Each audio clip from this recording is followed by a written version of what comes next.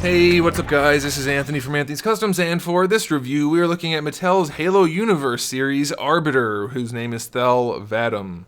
And he is the coolest design for Arbiter for sure. I mean, they just nailed it in Halo 5. They made Arbiter look like a total badass, and then proceeded to not really use him at all in the game. It's very disappointing for Arbiter fans, and this figure is even more disappointing. So we know from before that their elite figures were somewhat lacking in posability and detail and size, and this guy is basically the same. Yes, he does have a lot of cool armor, but don't let that fool you. They seem to have not tried very hard to make this a good figure. So let's go ahead and take it off the stand and take a closer look. This guy stands to the top of his helmet about 18.5 centimeters, which makes him just about 7.5 inches without the helmet, though, because we don't want to count that because that's cheating.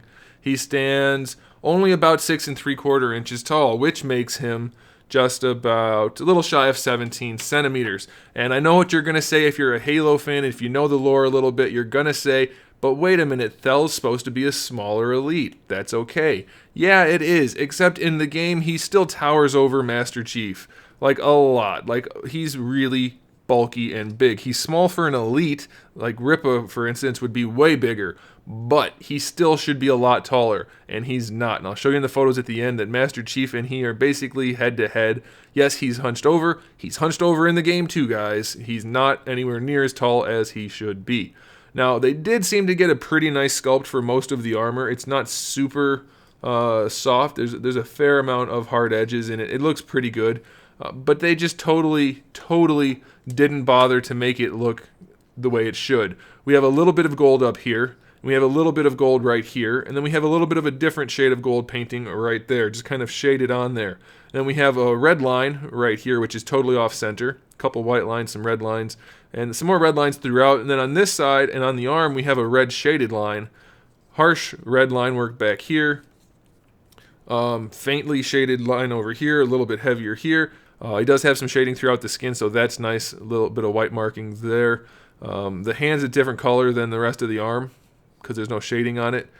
So, you know, there are some issues. There are some issues. And then there's the paintwork throughout the armor, which is just very sloppy and muddy. And it honestly, they put the absolute minimal amount of effort into it. Am I happy to get an Arbiter figure? Yes, he's one of my favorite characters in the game.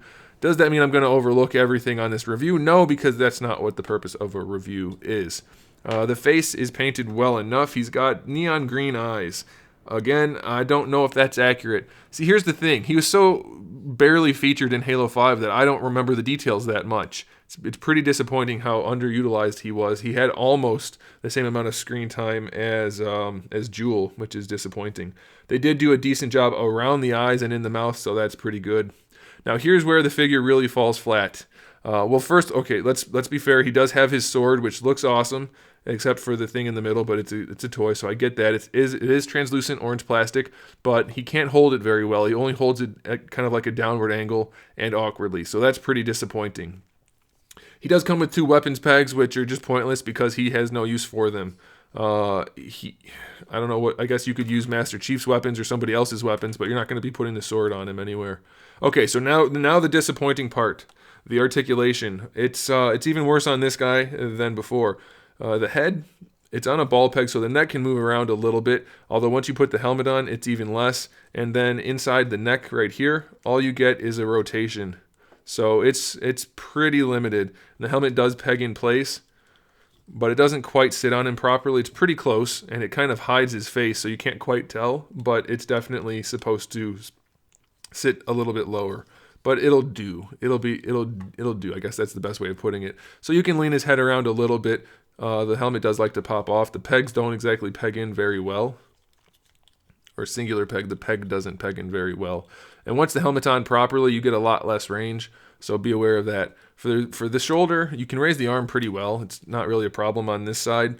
You get full rotation out of it, so that's okay. There's a single jointed elbow, which gives you 90 degrees, and you do get a bicep swivel down there. And then for the wrist, you have a swivel and a hinge. The hinge doesn't really work very well. On this side, you can still raise the arm pretty well. It's not too bad. You still get most of your rotation. Of course, the shoulder pad is still there, so that's going to be in the way. For the elbow, it's pretty limited. You can rotate it a little bit, about 90 degrees worth. but it's not the best design. This piece is pretty floppy.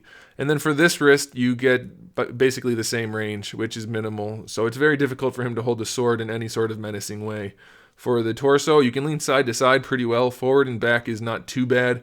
And then your rotation is all the way. So that's pretty good. Now for the hips, they don't really want to go out to the side very far. You can do that a little bit, not that you would really want to. But when you try to bring them forward, they have almost no range. This one goes a little bit. You can see there's a little bit of range there. This one doesn't want to go at all. And that's because the plastic's all pushing against itself. It's not very well engineered. Pretty minimal work went into designing that. For the knee, look at that range.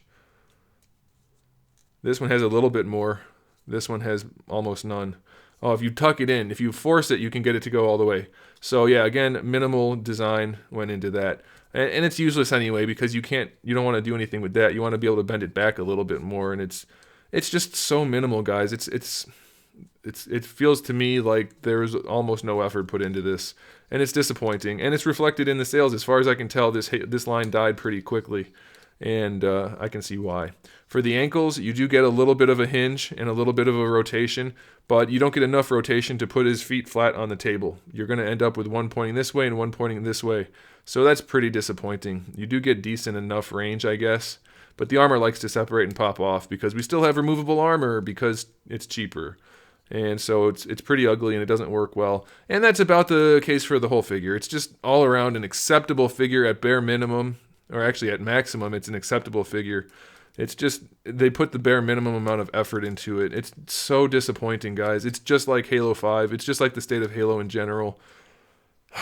If you're like me and you came up with Halo and you see where it is today from where it was, it's so disappointing and disheartening. If you're new to Halo, then you probably think it's just a giant turd because all we have is this kind of collectible and no game to play. So, I don't know, guys. You can let me know what you think in the comment section below, but I am very disappointed. I may take one of these if I can find another and repaint it to see if it'll look nice, but it's disappointing. I'm sad. Let me know if you're sad too. Thanks for watching, guys. Make sure you subscribe to the channel. I have new videos up every single day. We talk about action figures, movies, TV shows, video games, all kinds of fun stuff. So make sure you come back for that. Give the video a thumbs up if you liked it, and in the meantime, keep collecting.